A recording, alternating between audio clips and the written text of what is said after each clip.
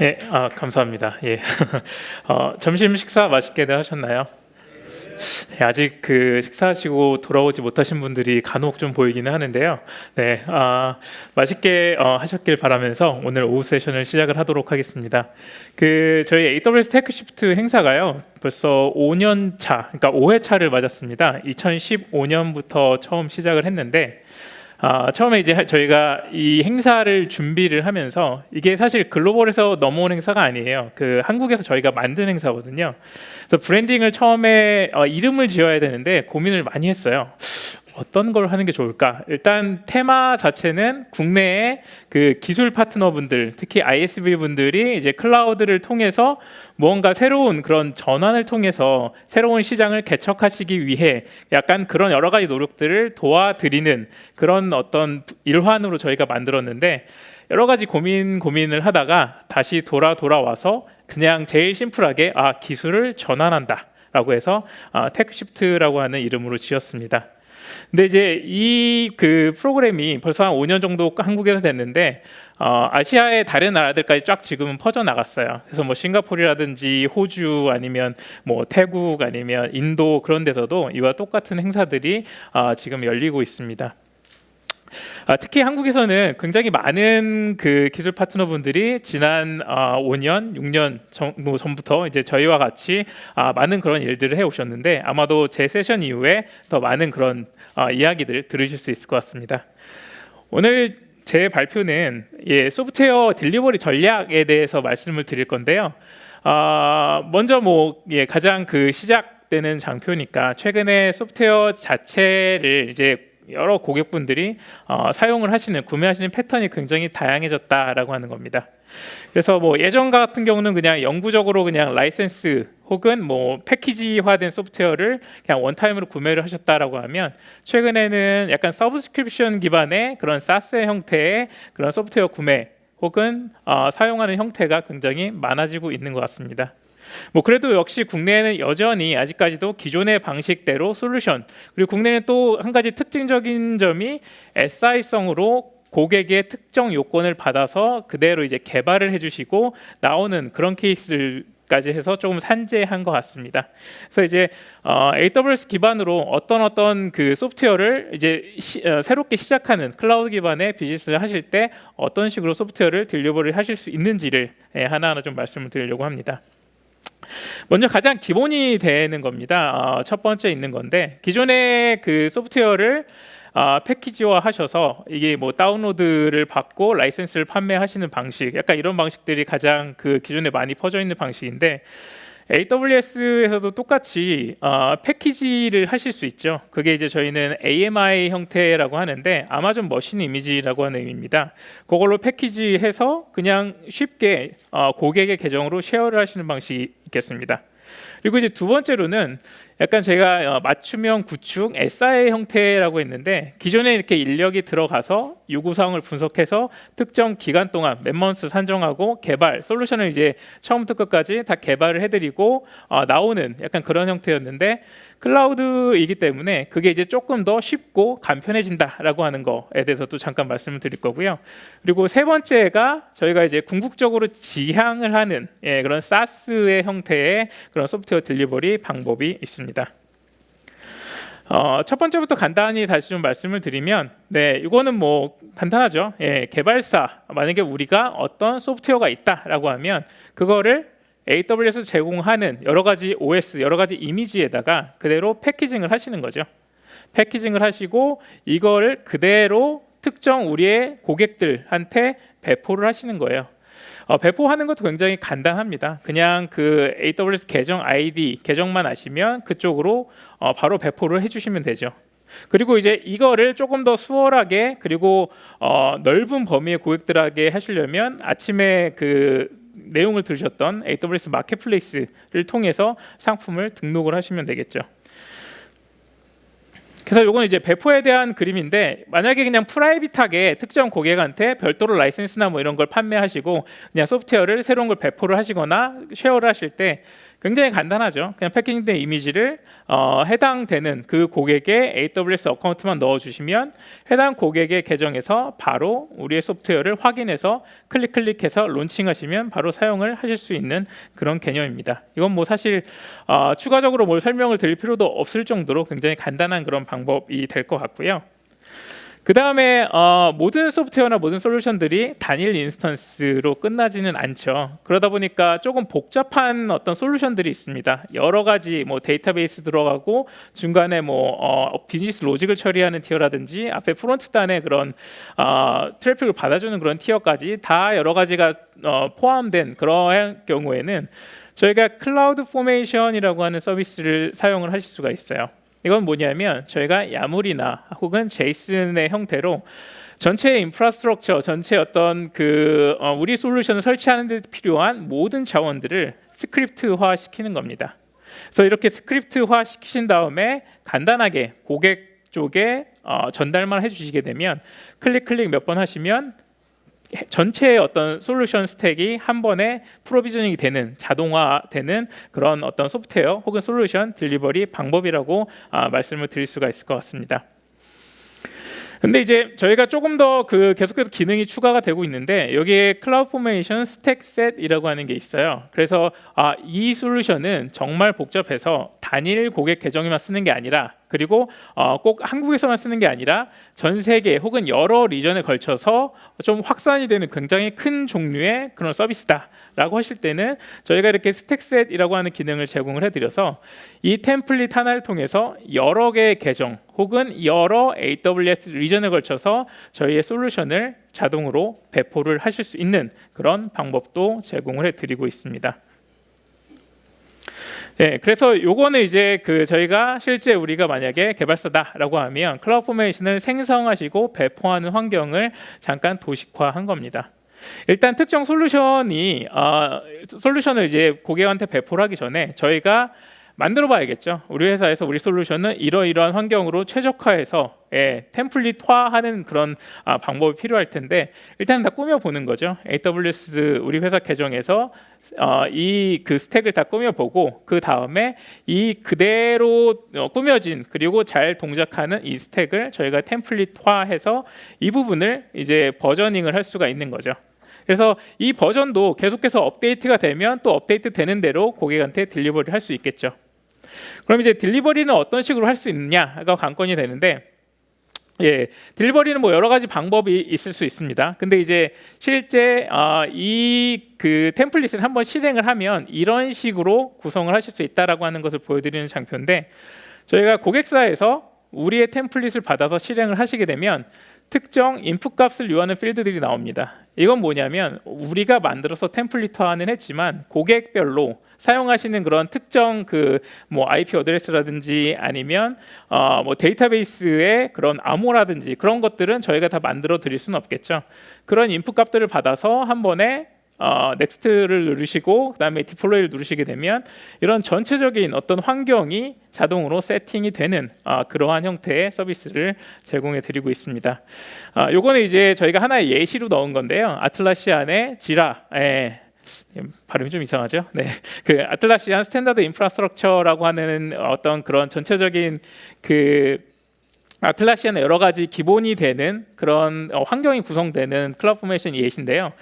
이러한 방식으로 사실은 어떻게 보면 맛배기인 거죠. 샘플의 형태인 거죠. 이런 걸 먼저 그냥 배포를 해 놓으시고 추후에 필요에 따라서는 라이센스만 별도로 판매를 하시면 되는 그런 쉽게 조금 더 많은 더 다양한 그런 글로벌한 고객들한테 좀 다가가실 수 있는 그러한 하나의 판매 방식이 될 수 있을 것 같아서 제가 이렇게 넣어놨습니다. 자, 이런 템플릿들은 사실은 굉장히 많이 존재합니다. 그래서 저거를 하나부터 열까지 어떻게 다 또 공부를 하고 만들어서 우리 걸 만들지라고 생각을 하실 수 있는데 굉장히 많은 그런 샘플들, 굉장히 많은 예시들 그리고 기존의 기술 파트너분들이 본인들의 솔루션을 어떻게 패키징했는지 어떻게 이렇게 파일로 만들었는지가 굉장히 많이 존재하기 때문에 그 빌딩 블록은 굉장히 비슷합니다. 그래서 카피 페이스트 하신 다음에 우리의 솔루션에 맞게 조금만 커스터마이징 하시면 굉장히 쉽게 이런 것들을 만드실 수가 있다라고 하는 말씀을 좀 드리고 싶고요. 자, 전달하는 방법, 배포하는 방식은 아까 말씀드린 것처럼 고객에게 직접 전달을 하실 수도 있어요. 프라이빗하게. 그냥 해당 링크는 진짜 굉장히 작은 그 문서 파일 하나입니다. 이거를 그냥 뭐 저희 그 S 링크 안에 넣으신 다음에 바로 원클릭으로 바로 실행이 되도록 배포를 하실 수도 있고요. 아니면 저희 AWS 마켓플레이스에 마찬가지로 아까 그 AMI 단일 AMI 형태와 마찬가지로 이거 역시 좀 복잡한 그런 구성으로 해서 등록을 하실 수가 있습니다. 그래서 마켓플레이스를 사용하시는 글로벌한 고객 누구든 검색을 통해서 혹은 클릭 몇 번으로 이러한 굉장히 복잡한 솔루션의 형태라고 해도 쉽게 저희가 사용을 하실 수 있도록 해드릴 수가 있겠습니다.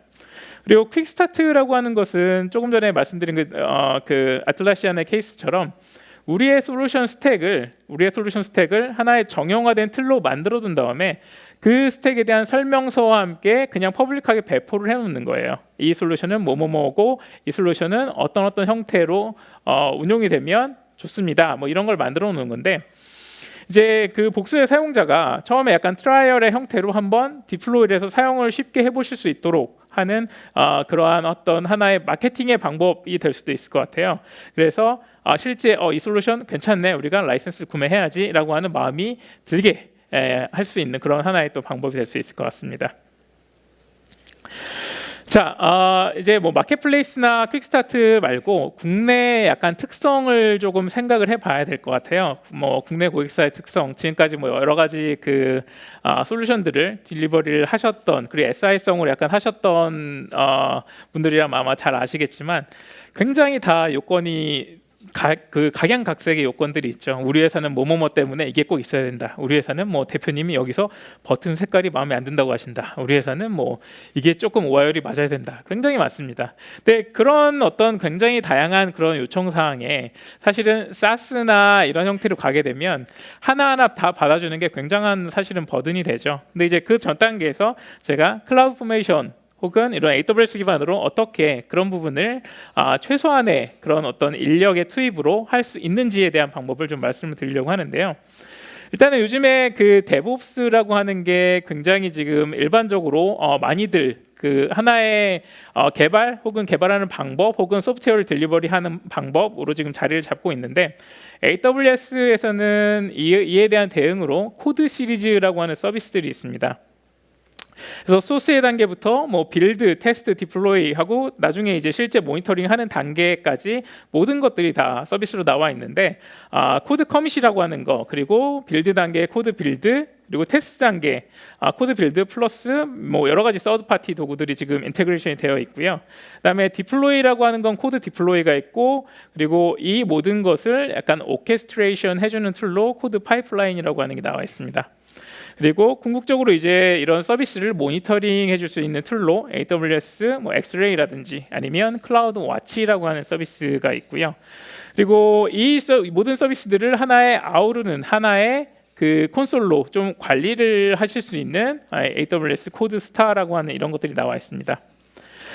그래서 이런 어떤 그 서비스들을 통해서 저희가 이런 하나의 그 CI/CD, 뭐 요즘에 Continuous Integration, Continuous Delivery라고 하는 게 있는데 이 파이프라인을 구성을 쉽게 하실 수 있어요. AWS 서비스를 통해서 AWS 위에서 이런 환경을 구성을 하실 수가 있는데 저희가 계속해서 테스트를 하실 수 있는 거예요. 한번 저희가 테스트 베드를 만들어 놓고 특정 고객 A의 요청 사항이다라고 하면 그 요청사항을 받아서 여기서 계속 테스트를 해보는 거죠. 변경 한번 테스트 해보고 요청사항이 제대로 반영됐네 라고 하면 그때 이제 템플릿화 시키시는 거예요. 그때 이 부분을 템플릿화 시키신 다음에 저희가 요건 이제 하나의 또 아이디어인데 저희가 각 고객별로 고객이 이제 AWS를 사용을 하신다라고 하면 각 고객별로 저희가 파이프라인을 하나하나 다 구성을 해드리는 거예요. 그리고 실제 서비스가 되어지는 스택은 되어 있고 파이프라인은 구성이 되어 있는 거죠. 이 전 단계에서 보신 저희 약간 테스트베드에서 특정 고객의 코드를 가져와서 그 고객의 변경되는 요청 사항을 적용을 한 다음에 테스트를 한 다음에 됐네라고 하면 그때 템플릿으로 구성을 하시는 거죠.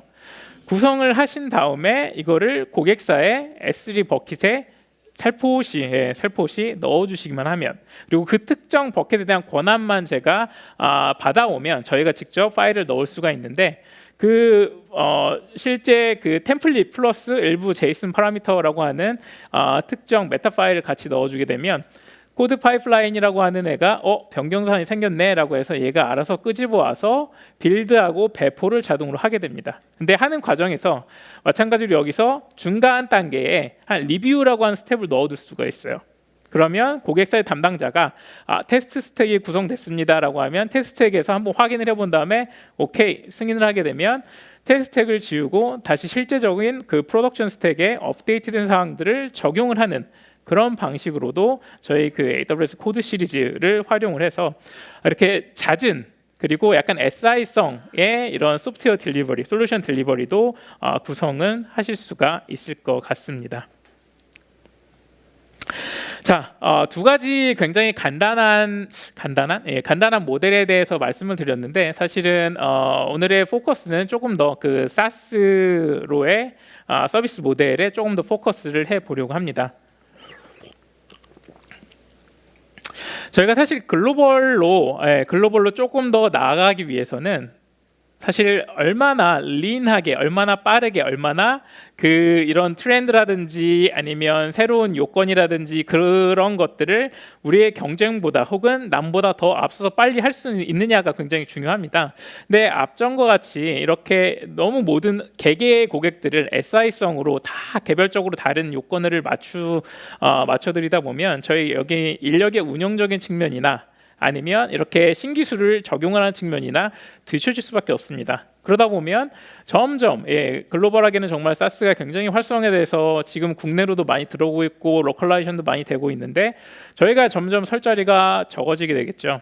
그런 의미에서 저희도 이제 사스의 형태로 계속해서 고민을 해야 되고 어떻게든 이거에 맞춰서 추가적으로 좀 고민을 좀 많이 해야 될 시기일 것 같습니다. 그래서 SaaS는 저희 AWS에서 말씀드리는 레퍼런스 아키텍처는 지금 이렇게 되어 있습니다. 기본적으로는 뭐 어플리케이션 관점에서 가장 중요한 건 뭐다, 운영 관점에서 가장 중요한 건 뭐다, 이런 게 이제 필라별로 되어 있는데요. 제가 오늘 이 한정된 시간 동안 굉장히 많은 부분을 하나하나 자세하게 말씀드리기는 좀 어려운데 이제 그런 부분은 저희가 아마 이 행사 뒤에 있을 뭐 SaaS 이네이블먼트 프레임워크 뭐 워크샵 같은 게 있는데 한 3일 정도짜리 그런 걸 통해서 조금 더 자세하게 실무진분들을 모시고 조금 더 자세하게 다룰 수 있을 것 같고 오늘 여기서는 간단하게 아키텍처라든지 가장 중요한 부분만 조금 말씀을 드리려고 합니다. 그래서 일단은 멀티 테넌트, SaaS는 기본적으로 멀티 테넌트, 그러니까 여러 고객을 마치 다 단일로 나눠져 있는 것처럼 저희가 서비스하는 게 핵심이다 보니까 굉장히 중요한 필라들이 이제 아이덴티티에 대한 부분 그리고 테넌트를 어떻게 분리를 할 것인가, 인프라적인 측면 혹은 스토리지적인 측면, 뭐 여러 가지 데이터베이스, 어플리케이션 뭐 여러 가지 측면에서 어떤 식으로 분리를 할 것인가가 굉장히 중요할 것 같고요. 그 다음에는 이제 뭐 당연히 그 미터링, 빌링 이런 게 이제 가장 중요하겠죠. 왜냐하면 돈을 벌어야 되니까. 근데 이제 가장 많이 고민을 하시는 부분이 사스로 서비스를 구성을 해 놓으신 다음에 우리가 이걸 얼마를 받아야 되지? 예전에 소프트웨어를 우리가 개발을 해서 딜리버리 할 때는 우리가 어떤 식으로도 이걸 책정을 했었는데 클라우드 위에서 약간 SaaS의 형태로 하다 보니까 이게 멀티 테넌트고 또 우리는 AWS 위에서 인프라를 쓰면서 위에 또 우리의 소프트웨어에 대한 부분, 그러니까 우리의 IP에 대한 부분을 비용을 책정해서 고객한테 과금을 해야 되는데 이게 얼마가 적정 수준인지에 대한 부분이 또 상당히 또 모호할 수 있습니다. 그런 면에서 약간 이런 미터링, 빌링에 대한 부분이 또 굉장히 중요하다라고 하는 게 있고요. 그리고 프로파일링이라고 하는 것도 굉장히 중요합니다. 프로파일링 및 분석. 이건 어떤 의미냐면 각 고객별, 그러니까 고객이라고 해서 모든 고객이 똑같은 형태로 똑같은 양만큼의 서비스를 컨슈머를 하지는 않는데 고객의 형태별로, 고객의 약간 그 인더스트리별로 또 다 그게 요건이 다를 수가 있습니다. 근데 그 모든 걸 다 우리가 우리 서비스에 녹일 수는 없지만 그걸 그룹핑해서 프로파일링해서 특징이 있는 약간 클러스터링 군으로 모이는 해당 고객들의 그런 특징들을 저희가 서비스에 반영하는 게 굉장히 중요하다라고 하는 의미에서 프로파일링 혹은 분석이 중요하다라고 말씀을 드릴 수 있을 것 같습니다. 그 다음에 전체적인 그 서비스의 어떤 그 약간 가용성이라든지 아니면 실제 서비스의 어떤 그 뭐 서비스 자체를 위해서 저희가 관리나 모니터링 이런 부분도 굉장히 중요한 그런 하나의 필러가 될 것 같다. 그리고 이 모든 것을 아우르는 것은 사실은, 그리고 사스에서 가장 중요하게 말씀드리는 것은 사실 기술이나 비즈니스의 어떤 어질리티, 민첩성을 가져가는 그런 부분이다. 왜냐하면 비슷한 솔루션들 혹은 우리가 하는 그런 어떤 사업들은 글로벌하게 찾아보면 사실 굉장히 많습니다. 근데 이제 사스로 들어서는 순간 사실은 예전에는 그 나라, 이제 한국의 고객들 이게 대상이었다라고 하면 빗장이 풀리는 거죠. 그건 이제 기회이기도 하지만 저에게 어떻게 보면 위기일 수도 있는 거예요. 왜냐하면 외국의 이런 그 많은 그런 사스 플레이어들도 마찬가지로 한국 시장으로 쉽게 들어올 수 있다는 걸 의미하기 때문입니다. 그냥 몇 가지 그 패턴에 대해서 가볍게 좀 말씀을 드리려고 합니다. 뭐 여러 가지 그 사스를 구성하시는데 방식이 있을 것 같은데, 일단은 뭐 단독 구성, 굉장히 고객이 커요. 굉장히 고객이 커서 이 고객을 우리가 무시할 수는 없어요. 그래서 이 고객은 특정 요건들을 좀 맞춰줘야 돼요. 왜냐하면 이 고객이 이제 우리한테 캐시카우다라고 하면 사실은 단독 구성으로 가져가실 수가 있죠.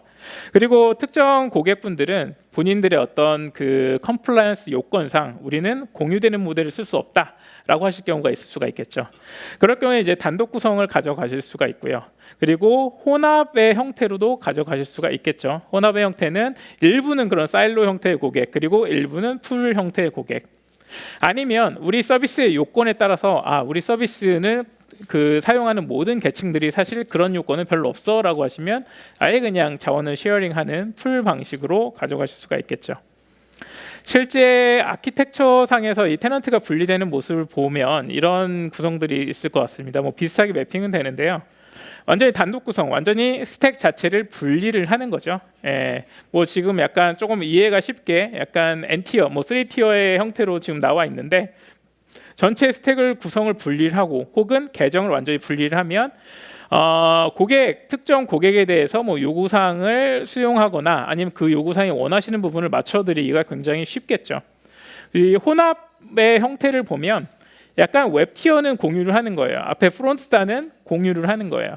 그리고 물론 공유를 하더라도 그 어떤 특정 테넌트의 요건, 특정 테넌트의 아이덴티티별로 식별은 할 수 있는 그런 방법이 제공이 되어야 되겠죠. 그 다음에 비즈니스 로직을 처리하는 부분, 그리고 데이터에 대한 부분만 이렇게 나눠 놓는 이런 하이브리드 형태의 그 테넌트 분리 패턴이 또 있을 수 있고요. 그 다음에 이제 풀 방식입니다. 이거는 이제 아까 말씀드린 세 번째 것과 비슷한데, 모든 그런 자원, 모든 환경들을 다 통합을 해 놓는 거죠. 그래서 이 부분을 조금 더 자세히 하나하나 좀 말씀을 드리면, 일단은 사스 모놀로테익 패턴 혹은 뭐 사일로 패턴이라고 좀 말씀을 드리는데, 풀로된 뭐 약간 기존에 만약에 온프레미스 기반으로 우리의 솔루션, 우리의 서비스를 이런 식으로 구성을 하셨다라고 하면 좀 쉽게 적용을 하실 수 있는 그런 부분일 것 같아요. 그래서 여기를 보면 지금 현재 그 웹과 어플리케이션은 지금 풀의 형태로 되어 있고, 밑에 이제 데이터베이스만 조금 분류를 해놓는, 테넌별로 분류를 해놓은 이러한 구성입니다. 여기에서는 근데 이제 이게 이제 기존의 그 어떤 소프트웨어 방법, 웹 기반의 서비스와 비슷한 그런 그림이다 보니까 장애를 고려한다거나 아니면 그 민첩성 부분이나 이런 부분이 사실은 조금 취약할 수는 있어요. 근데 기본적으로 우리가 기존에 사용하던 어떤 솔루션, 서비스를 그대로 리프트 앤 시프트 형태로 가져와서 사스의 형태로 서비스를 제공하기 위해서 첫 번째 단계로는 굉장히 진입 장벽이 낮은 혹은 쉽게 좀 가져가실 수 있는 그런 방법이 이 방법이다라고 말씀을 드릴 수가 있을 것 같고요. 그 다음 요즘에 컨테이너가 사실 굉장히 핫하죠. 컨테이너가 굉장히 핫합니다. 그래서 컨테이너 기반의 마이크로 서비스를 구성을 하실 수도 있을 것 같아요. 아까 전에는 그 AWS의 EC2 인스턴스 기반으로 뭐 이걸 통합을 하든 아니면 별도로 분리를 하든 이런 방식만 말씀을 드렸었는데, 사실은 EC2 인스턴스 호스트 하나에 굉장히 많은 컨테이너들이 들어갈 수가 있죠. 그래서 이 컨테이너별로 테넌트를 분류를 하는 거죠. 그래서 이거의 어떤 장점들, 주요 특징들을 좀 보면 사용자 간에 논리적으로 분할을 하기가 굉장히 용이합니다. 이건 마치 그냥 그 실제 호스트를 분리하는 것과 약간 비슷한 그런 어떤 걸 가져갈 수가 있거든요. 그리고 사용자별로 그 요구사항에 맞춰서 그냥 뭐 저희가 그 컨테이너를 뭐 굽는다 혹은 다커라이징 뭐 이렇게 이야기를 하는데, 사용자별로 좀 튜닝을 하거나 최적화를 할 수 있는 포인트들이 조금 더 많아지겠죠. 그리고 테넌트별로 그 로드에 따라서 그 클러스터링 확장이나 이런 것들이 굉장히 수월합니다. 그리고 장애에 대해서도 마찬가지고요. 장애가 생긴다라고 하면 또 새로운 그런 클러스터가 켜지게 되고 확장이 되게 되고, 그리고 거기에 맞는 그 특정 고객에 맞는 컨테이너를 레파지토리에서 가져와서 그대로 그냥 서비스에 적용만 시키면 되는 그런 방식으로 사용을 할 수가 있고요. 그러다 보니까 그 장애에 대한 대응성이 조금 더 좋아진다, 그리고 민첩성도 조금 더 좋아진다라고 하는 걸 볼 수가 있을 것 같아요. 이 방식은 최근에 사실은 컨테이너 하면 뭐 빼놓을 수 없는 게 이제 쿠버네티스라고 하는 것들이 쿠버네티스라고 하는 그 키워드가 어디에나 나오게 되는데, 저희 AWS에는 EKS라고 하는 서비스가 있습니다. 물론 이전에는 ECS라고 하는 서비스가 있었는데 지금은 이제 Elastic Kubernetes 서비스라고 하는 게 있어서 그런 부분들이 굉장히 빠르게 발전을 하고 있어요. 그래서 이렇게 컨테이너 기반의 마이크로 서비스도 이제는 쉽게 실제 프로덕션에서 서비스를 하실 수 있게끔 굉장히 많이 발전이 되었습니다.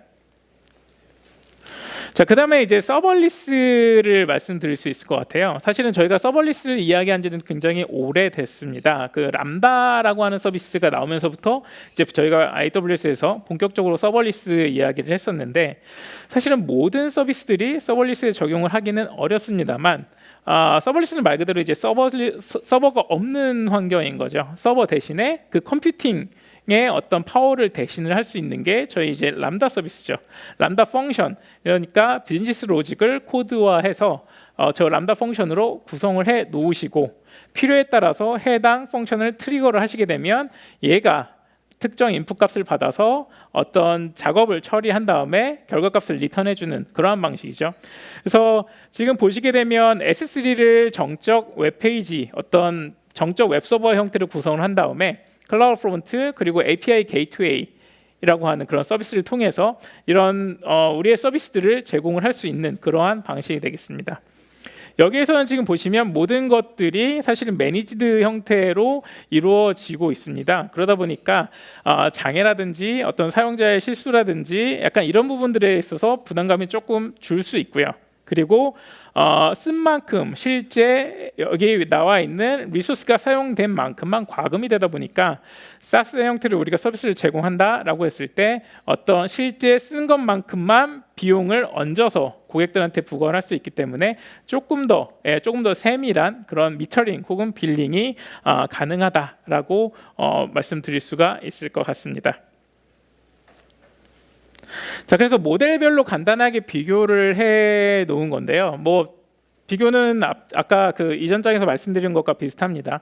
모놀리틱 그리고 컨테이너 마이크로 서비스, 서버리스 기반으로는 약간 무중단 구성, 배포의 측면이라든지 아니면 확장성, 아니면 뭐 그 스케일링 하는 그런 단계, 그리고 개발의 편의성, 뭐 비용 최적화 이런 관점에서 일단은 서버리스가 제일 편하다, 제일 쉽다라고 말씀을 드리는데, 근데 이제 문제는 우리 서비스가 그렇게 간단한 게 아닌데, 우리 서비스는 꽤 복잡한데, 대부분이 아마 그러실 거예요. 그러면 사실 할 수 있는 것은 여기에 있는 여러 가지 세 가지 방식을 적절히 우리의 고객별로 혹은 우리가 제공하는 서비스 모듈별로 적절히 혼용해서 서비스를 제공을 하실 수 있는 방법이 가장 좋을 것 같습니다.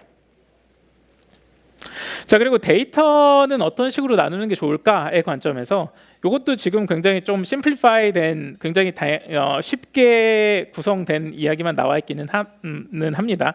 근데 이제 가장 쉬운 방법은 이제 사일로 형태로는 당연하겠죠. 데이터가 우리는 남과 섞이면 안 된다라고 하는 요건이 있을 때 별도의 그런 그 스토리지 혹은 데이터베이스 인스턴스를 별도로 가져가는 방식이 있을 수 있고요.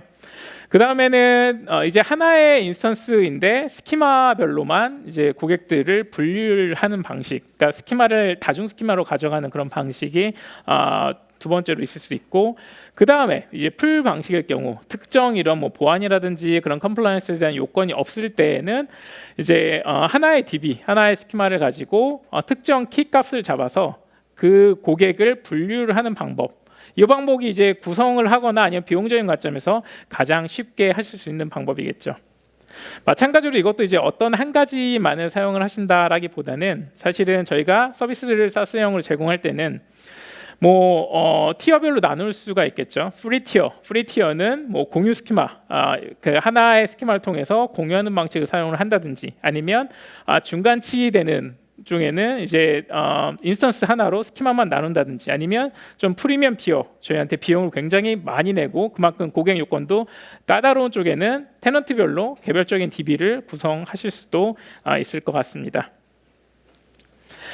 자, 사스 서비스 구성의 공통 고려 사항이라고 있는데요. 어떤 형태의 아키텍처를 가져가시든지 이런 것들이 이제 사스를 구성하실 때 있어서 가장 중요하게 고려를 하셔야 된다라고 하는 부분입니다.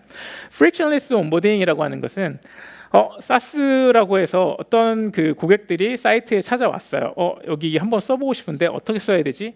로그인 버튼이 어디 있지? 가입은 어떻게 해야 되지? 가입했어요. 어렵게 찾아서 했는데 그러면 내가 이제 넥스트 스텝이 뭐지? 그러니까 이런 부분에서 여러 가지가 고객이 실제 본인이 원하는 한번 써봐야지에 대한 컨셉을 굉장히 쉽게 가져갈 수 있는 거, 그 부분이 굉장히 중요하다라고 하는 거예요. 그러니까 여기에는 사실 여러 가지가 있는데 인증에 대한 부분이 있을 수 있고요. 그 특정 테넌트가 서비스를 골랐을 때, 그리고 그 서비스가 실제 사용 가능하기까지의 그런 프로비저닝에 대한 부분들, 밑에서 리소스가 어떤 부분들이, 예를 들어서 클라우드 포메이션으로 그게 준비가 되어 있다라고 하면 어떤 스테이 켜지는지, 스테이 켜지는데 얼마나 걸리는지, 그 기다리는 동안한테는 고객한테 어떤 메시지를 보여줄 건지, 혹은 켜지고 나서 고객이 일단 처음에 클릭을 했을 때 어떤 플로우가 될 건지, 사용 설명서 옆에 나와 있는 건지, 이런 여러 가지가 다 포함이 될 수 있을 것 같고요. 그리고 사스의 형태이기 때문에 저희가 사실은 다운타임을 없거나 최소화하는 게 또 가장 중요한 부분입니다.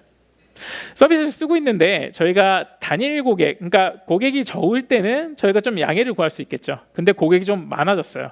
그걸 또 일일이 전화해서 언제부터 언제까지 저희가 서비스 다운타임인데 이때 안 써주시면 안 될까요? 아닌데요, 우리 그때 중요한 이벤트 때문에 꼭 써야 되는데요 라고 하면 이제 문제가 생기겠죠.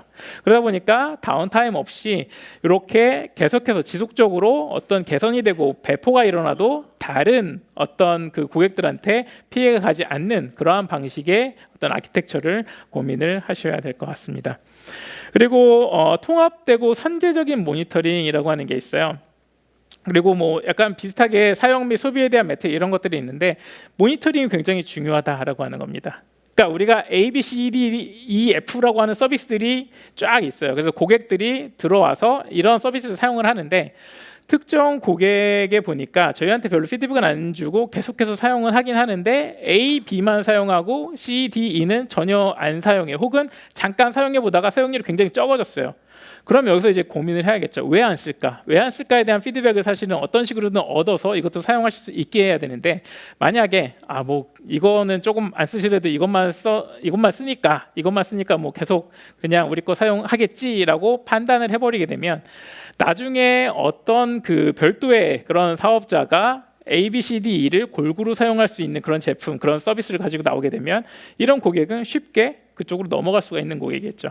그러다 보니까 이렇게 선제적인 모니터링 혹은 이런 매트릭에 대해서 저희가 잘 분석을 하고, 이 분석된 결과를 가지고 다시 피드백을 저희의 서비스에 적용할 수 있는 이런 피드백 루프가 있어야 된다라고 하는 겁니다. 그다음에 빌링에 대한 부분, 빌링이 사실 굉장히 어려운 부분이긴 한데요. 이 빌링에 대한 그런 전략이나 스트래티지가 굉장히 잘 갖추어져 있어야 된다라고 하는 거고요. 근데 이제 초기 단계에서 이 부분이 굉장히 쉽지는 않습니다. AWS 빌링이 있듯이 여러분도 이제 별도의 어떤 빌링 스키마가 필요한데, 그런 부분들은 저희가 사실은 서드 파티, 즉 이런 빌링 솔루션만 제공을 해드리는 이런 사스 형태로 서비스를 가져갈 때 빌링, 미터링을 어떻게 하면 되는지에 대한 그런 부분을 또 서비스 형태로 제공하는 그런 업체들이 많이 있습니다. 그래서 초기에는 사실은 그런 업체들을 한번 같이 활용을 하시는 것도 좋은 방법이 될 것 같습니다. 자, 관리나 모니터링 측면에서도 마찬가지입니다. 방금 말씀드린 것처럼 사실 우리가 다 하면 좋죠. 요즘에 오픈소스 툴도 많이 나와 있고 한데, 저희가 좀 더 잘 확인을 하려면 그래도 조금 그 페이드 되는 그런 서비스들, 서드 파티, 여기 스몰로직이나 스플렁크, 아니면 요즘에 데이터독이라든지 여러 가지 그런 관리나 모니터링 관련된 솔루션들이 많이 나와 있습니다. 그리고 이들의 그 빌링 모델 자체가 우리가 AWS를 얼마큼 쓰는지의 퍼센트로 보통 갑니다. 예를 들어서 2% 정도로 가금을 한다라고 하면 저희의 서비스 초기에는 저희의 그 사용률 자체가 그렇게 높지 않아요. 그래서 전체 중에 2%를 떼주는 건 그렇게 큰 부담은 아니거든요. 그러다 보니까 이제 초기에는 이런 어떤 서드 파티 벤더들을 어차피 같은 SaaS니까 같이 쉽게 활용을 하시는 게 가장 그리고 효율적으로 쉽게 우리는 우리의 솔루션에 포커스를 하고 이런 중요하지 않은 부분은 사실은 서드 파티 솔루션을 같이 활용을 하시는 게 오히려 더 빠르게 우리의 솔루션을 사스화 시켜서 비즈니스를 하실 수 있는 그런 방법이다라고 말씀을 드리고 싶고요. 예, 테넌트 레벨로 매트릭을 수집을 해야 된다라고 하는 거는 아까 말씀드린 그런 어떤 그 맥락에서 이게 중요하다라고 말씀을 드릴 수 있을 것 같아요. 자, 시간 관계에서 제가 조금 빨리 넘겼는데요. 그 다음에 이제 사스 서비스 제공 방식에 대해서 좀 말씀을 드려보려고 해요. 자, 사스라고 하면 예를 들어서 우리는 지금 온프리미스 기반의 고객분들한테만 그동안 뭐 SI성이 됐든 아니면 패키지 형태로 됐든 서비스를 제공을 해드렸어요. 저희 이제 서비스 사스만 할 거예요.라고 그러면 우리 못 쓰는데 왜 못 쓰실까요?라고 해보면 보통은 그 인터넷 통해서 우리가 어떻게 쓰냐, 보안이 굉장히 취약한 거 아니냐, 혹은 성능이 그게 나오냐, 안 될 것 같은데, 약간 이런 것들이 이런 우려가 굉장히 많으시죠. 그래서 이런 우려가 굉장히 많아서 저희 AWS에서 뭐 여러 가지 그런 방법들을 한번 좀 말씀을 드려보려고 하는데, 가장 기본적으로 할 수 있는 거는 이미 일단은 요거는 이제 고객이 AWS 사용하신다라고 하는 거를 가정을 하에 말씀을 드리면, 일단 다른 계정의 그런 VPC라고 하는 그런 별도의 환경 계정끼리 피어링을 쉽게 맺을 수 있는 방법이 있습니다. VPC 피어링이라고 해서 네트워크를 아예 그냥 인터널하게 뚫는 거예요. 여기서는 프라이빗 IP만 사용이 되고 퍼블릭 IP는 전혀 없어도 상관이 없습니다. AWS 리전에서 일어나는 일이다 보니까 퍼포먼스도 굉장히 좋고요. 그리고 같은 리전이 아니라라고 해도 크로스 리전 뭐 한국과 그리고 미국에 있는 리전 간이라고 해도 이것을 저희가 인터널한 그 AWS 내부 네트워크를 통해서 이거를 열어주실 수가 있어요. 근데 단점이 뭐냐면 피어링은 이 개개 고객들마다 다 라우팅 테이블 설정을 일일이 들어가서 좀 해주셔야 되는 그런 번거로움이 있고요. 그리고 전체 통신을 하려면 이게 메시, 풀메시 형태로 또 연결이 되기 때문에 이제 고객이 좀 많아질 경우에는 복잡성이 증가하게 되고 또 맥스로 20개 정도까지만 할 수 있는 그런 리밋이 또 존재합니다. 그래서 저희가 그 최근은 아닌데요. 나온 지 조금 됐긴 한데 저희가 사스 서비스를 제공하실 수 있는 조금 더 안전하고 조금 더 스케일러블, 그러니까 확장성 좋은 방법이 프라이빗 링크라고 하는 것을 제공을 해드리고 있습니다. 이건 뭐냐면 지금 보시게 되면 우측이 사스 프로바이더 VPC 혹은 서비스 VPC라고 하는 거고요. 여기에 서비스 스택을 사스 형태로 구성을 해 놓으세요. 해 놓으신 다음에 앞에 저희 로드 밸런서 ELB 중에 하나의 타입인 NLB라고 하는 게 있습니다. 네트워크 로드 밸런서라고 하는 게 있는데 그걸 하나 두고 특정 고객의 엔드포인트에서 VPC 엔드포인트라고 하는 거 하나 만들어 주시게 되면 해당 고객은 이 사스의 형태로 바로 들어오실 수가 있어요. 들어오시는데 어떻게 들어오냐면 IP를 타고 들어오는 게 아니에요. 저희가 도메인이 하나가 생성이 됩니다. 그 VPC 엔드포인트에 대한 도메인이 생성이 되고 그리고 이 사스 서비스에 대한 도메인이 또 별도로 생성이 돼요. 그래서 실제 서비스를 사용하는 저 인스턴스 관점에서는 특정 IP를 치고 들어오는 게 아니라 이 도메인을 치고 들어오게 되면 안전하게 그리고 퍼블릭 IP 혹은 인터넷 사용 없이 이 사스 서비스를 사용을 하실 수 있는 그런 방법이 제공이 됩니다. 보안성 당연히 높고요. 그리고 퍼포먼스적으로 굉장히 훌륭한 그런 구성으로 가져가실 수가 있는 그런 구성입니다. 뒤에 조금 더 자세하게 말씀을 드리겠습니다. 타입별로 보면 이렇습니다. 타입별로는 이제 약간 이런 구성이 될 것 같아요. 이런 구성으로 이제 풀 방식으로 하나의 서비스를 해서 여러 고객을 프라이빗하게 우리 사스를 사용하시도록 한다라고 하면 이런 구성이 될 것 같은데 장점은 뭐냐면 보안적으로 이게 왜 더 안전하냐면 저희 프로바이더 입장에서 고객의 VPC로 직접 들어갈 수는 없어요. 여기에 통신은 반드시 고객사에서 여기는 서비스를 들어왔다 나가는 것만 되지 여기에서 들어왔다 나갈 수 있는 방법은 없어요. 그러다 보니까 당연히 보안적으로 내가 사용하는 서비스에서 내 인프라, 내 환경 내로 들어올 수 없구나라고 하는 거 이제 고객이 좀 안심을 하실 수가 있겠죠. 그리고 퍼포먼스적으로 이거는 AWS의 내부 네트워크를 통해서 트래픽이 오가는 거기 때문에 성능 측면에서도 아무런 문제가 없겠죠. 그리고 이거는 이제 아까 말씀드렸던 피어링을 거쳐서 또 프라이빗 링크를 또 태우실 수가 있어요. 무슨 의미냐면 이 프라이빗한 방식으로 서울 리전만 하는 게 아니라 서울 리전에 내 서비스가 있고 내 서비스를 사용하는 컨슈머가 싱가포르에 있을 수도 있다는 소리고 미국에 있을 수도 있다는 소리예요. 여전히 인터넷을 타지 않고 안전하게 프라이빗 라우팅만을 통해서 우리의 서비스를 저 멀리 있는 글로벌에 있는 고객들이 사용을 할 수 있다라고 하는 그런 말씀입니다. 그래서 몇 가지 방식, 이것도 마찬가지로 뭐 단독으로 이렇게 구성을 하실 수도 있겠죠. 단독으로 구성을 한 다음에 특정 고객한테 전용으로 우리 서비스를 이렇게 만들어 주실 수도 있을 거고요. 그리고 하이브리드 형태로 이렇게 가져가실 수도 있을 겁니다. 자, 그리고 여기가 조금 더 중요한 부분인데 저희 서비스 자체를 우리가 클라우드에 서비스를 구성을 하면 기존의 우리 고객들, 우리의 로열한 고객들은 아직 클라우드로 가지를 않았는데 그럼 어떡하냐? 방법이 있습니다. 방법은 뭐냐면 저희가 이 AWS 위에다 서비스 구성을 하신 다음에 앞에다가 하나의 엔드포인트 형태의 VPC를 하나 만들어줘요. 얘는 이제 중계를 해주는 역할이에요. 그리고 저희 전용선 서비스가 있는데 디렉트 커넥트라고 하는 거, 혹은 VPN이라고 하는 걸 통해서 고객사에서 해당되는 엔드포인트까지 들어오면 저희의 SaaS 서비스까지 안전하게 전용선 혹은 VPN을 통해서 들어와서 서비스를 직접 사용하실 수 있는 이런 방법을 구성을 하실 수가 있습니다. 물론 저 전용선에 대한 비용이 지금 배보다 배꼽이 더 클 수 있는 거 아니야? 이러실 수가 있는데 지금 사실 알고 보시면 굉장히 많은 국내 고객분들, 특히 우리가 알만한 그런 대기업분들은 대부분 다 전용선을 자사에 가지고 계세요. 그러다 보니까 그 기존에 있는 선을 활용을 해서 오피스에서 우리의 서비스를 사용을 한다라고 하는 거, 기존에 있는 선을 활용을 해서 우리 서비스로 들어오실 수도 있고요. 아니면 클라우드에서는 바로 접근을 해서 사용을 하실 수도 있고요. 이런 방식으로 사용을 하실 수가 있습니다. 특히나 데이터가 굉장히 빈번하게 이동을 해야 되는, 트래픽이 굉장히 많은 경우, 그리고 약간 중요 정보 혹은 좀 민감 정보가 있을 때는 이러한 방식으로 인터넷을 통해서 트래픽을 태우는 게 아니라 이렇게 안전한 그런 전용선 혹은 IPsec VPN을 통해서 트래픽을 이렇게 태우실 수 있다라는 게 있고요.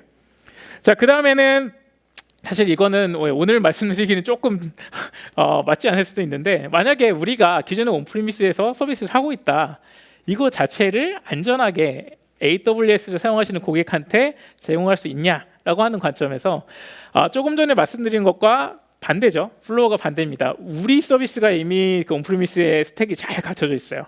근데 AWS에 올리는 것도 나중에 하긴 할 건데 일단은 이걸로 서비스할 수 있냐라고 하는 거에서 보면 하실 수 있어요. 중간에 마찬가지입니다. 디렉트 커넥트나 VPN으로 연결해 놓고 우리 계정을 하나 만들어 놔서 프록시의 역할을 하나 하는 그런 로드 밸런스를 하나 두시는 거예요. 그 다음에 이제 특정 고객들이 이걸 통해서 들어오실 수 있도록 하는 구성. 이렇게 하면 퍼블릭 IP 사용 없이, 퍼블릭 인터넷 사용 없이 환경을 세팅을 하실 수가 있을 것 같습니다.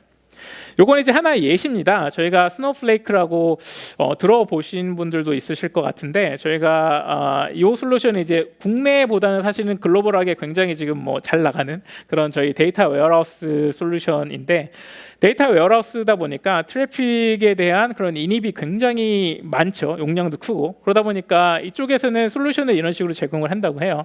스노우플레이크가 있고 여기 이제 프라이빗 링크로 구성이 돼 있고, 커스터머 사이드에는 약간 분석이나 이런 걸 위한 여러 가지 솔루션들이 존재하고, 또 아예 그냥 오피스 유저들, 실제 이 스노우플레이크를 통해서 분석을 하거나 아니면 어떤 통계를 내는 그런 사용자들은 별도의 툴을 통해서 VPN 혹은 DX를 통해 AWS 위에 있는 구성된 스노우플레이크의 SaaS의 서비스를 활용을 하신다라고 합니다. 시간이 좀 오버돼서 제가 열심히 달렸습니다. 그래서 마치면서 좀 말씀을 드릴 거는 굉장히 짧은 시간이었긴 합니다만, AWS 기반에서 굉장히 다양한 그런 소프트웨어 혹은 솔루션 배포 방식이 있다라고 하는 게 첫 번째 드리고 싶은 말씀이고요. SaaS도 우리의 어떤 소프트웨어 솔루션의 형태, 어떤 특성에 따라서 굉장히 다양한 패턴이 있을 수 있고, 하나, 두 개 혹은 그 모두를 포괄해서 선택을 하실 수가 있다라고 하는 그런 말씀을 드리고 싶고요. 그다음에 자동화와 민첩성은 모든 패턴에 있어서 계속해서 고민하셔야 되는, 그리고 굉장히 중요한 그런 포인트다라고 하는 거.